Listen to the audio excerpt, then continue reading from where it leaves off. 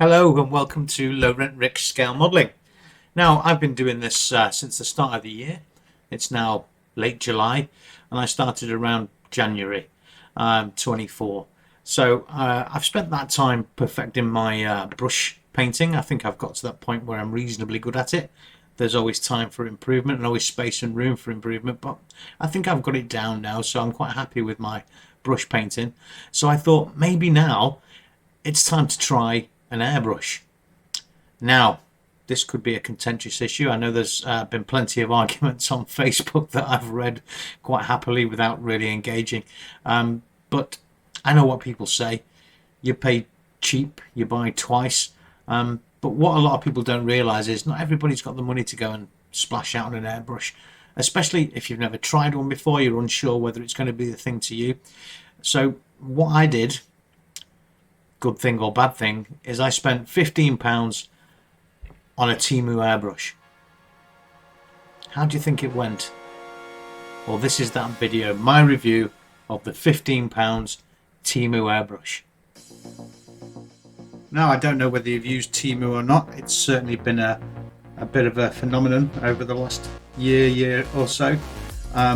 It's got a nice shiny website. All of the products are explained really well. This airbrush even has its own little video.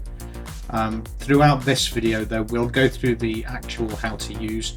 TEMU's reputation's a bit hit and miss with some people. Some of the products are really fantastic at a really low price, and some of them are just utter garbage. So it's we're yet to see where this one comes out on, but we will cover these points with a little bit more detail in the coming video.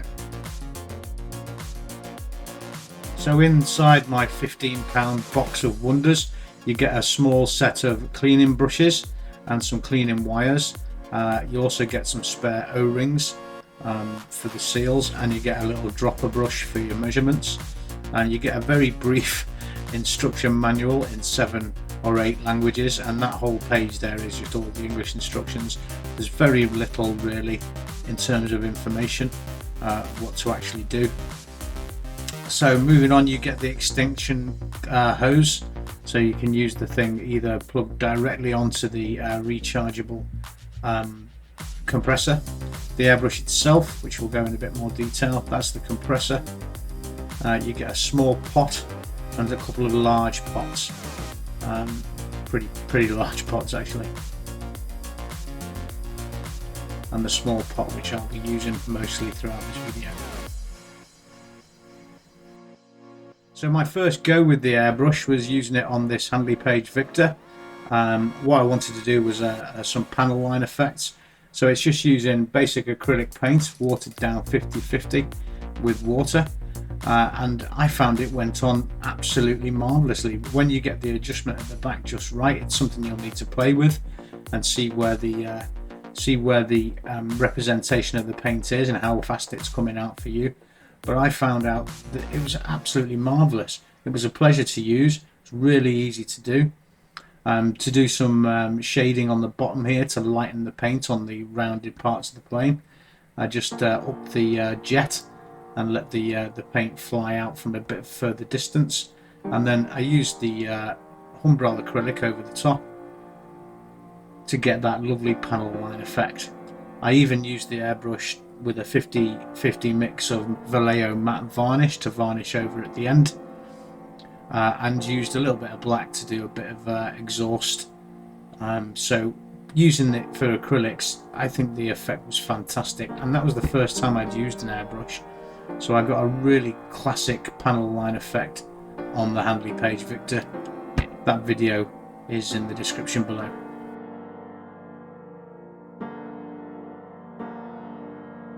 So I also wanted to try it out with enamel, so I used a pot of Revell Email Colour in the nice blue. Is what I wanted to do this 78 Corvette in. I've not finished that one yet, but when I finish that I'll also link that in the description. So when you're first trying out the airbrush, you need to get the paint moving, make sure it's coming out at the speed and quantity that you want. The mistake I made here was not doing that enough, and I got a little bit of splatter, you see there, just above the chassis of the car. So Make sure you get the paint moving properly and it's coming out at a nice steady constant flow, and when it is, then you can really fly into it. I found it incredibly easy to use. Didn't really feel much different with the enamels versus the acrylic. It did take a little bit more cleaning though. So stripping it down, it's very, very basic. Once you've finished with the paint, you need to run it through with whichever thinner that you've used. So if you're using acrylic, run the airbrush through with water, and if you're using enamel, run it through with white spirit. The thing comes together extremely easily. There's not really much to it, and it goes together really well. Now, I like to give everything a good clean out with the brushes, make sure I've got every last bit of paint out of there. This can be a little bit of a nose, but it needs to be done or you'll end up clogging the thing up. Now, the main restriction I found with this airbrush is the battery life. I got about 20 minutes of painting to a full charge, and it won't run while plugged in because it requires a much higher output than you can get from a USB. But I didn't really find that a limitation with the size of models I do. It slowed me down a bit on the Handley Page Victor because it's such a big model, but there is a solution to that. I'm going to buy another couple of these and have a couple of the compressors charged up, ready to go.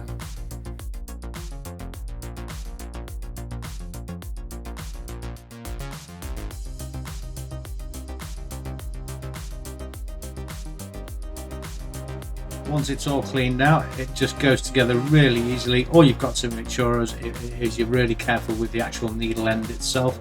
Don't get that damaged. It's only 0.3 millimeters at the end, but it just slots together really, really easily.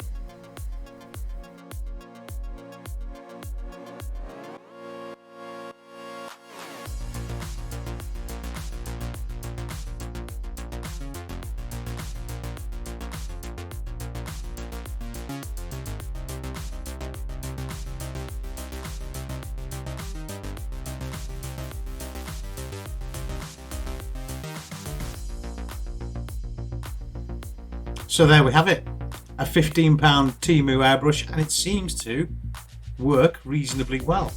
I'm reasonably happy with it. It's going to make me want to practice with it more and maybe keep going and see how long it lasts for a start for the £15, but it'll certainly make me think about getting a compressor, getting another airbrush, maybe one a little bit more upmarket. But regardless of what everybody else thinks, my opinion is it was £15 well spent. The finishes I'm getting on some of the models are fantastic, in my humble opinion. So I don't think I've wasted £15 there. I like it so much I'm going to buy another couple. So I've got a couple of spare compressors charged up and a few spare parts should anything go wrong. And at £15 I don't think it's too bad. So thank you very much for joining me. If you've enjoyed this video, please give it a like or a comment. It really helps the algorithm, then pushes the video out more and more people get to see it. And if you've really liked it, please subscribe to my very small channel. Thank you very much for watching. I'll see you again soon. Bye bye.